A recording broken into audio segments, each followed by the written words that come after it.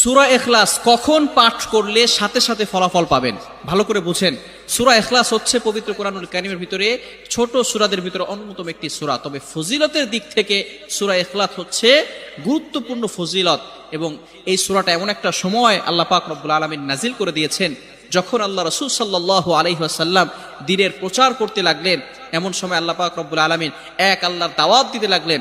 তখন কাফেররা আল্লাহ রাসূল সাল্লাল্লাহু আলাইহি সাল্লামকে কোশ্চেন করলো যে, মুহাম্মদ, তুমি তো এক আল্লাহর দাওয়াত দাও, আমরা তো কোটি কোটি দেবতার পূজা করি, তারা আমাদের সমস্যার সমাধান করতে পারে না।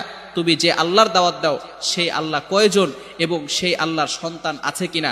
সাথে সাথে আল্লাহ পাক রব্বুল আলামিন এই কাফেরদের প্রশ্নের উত্তরে আল্লাহ রাসূল সাল্লাল্লাহু আলাইহি সাল্লামের কাছে এই সূরাটি নাজিল করলেন, কুল হুয়াল্লাহু আহাদ আল্লাহুস সামাদ লাম ইয়ালিদ ওয়া লাম ইউলাদ ওয়া লাম ইয়াকুল লাহু কুফুয়ান আহাদ। আল্লাহ পাক রব্বুল আলামিন এক, অদ্বিতীয়, এবং আল্লাহ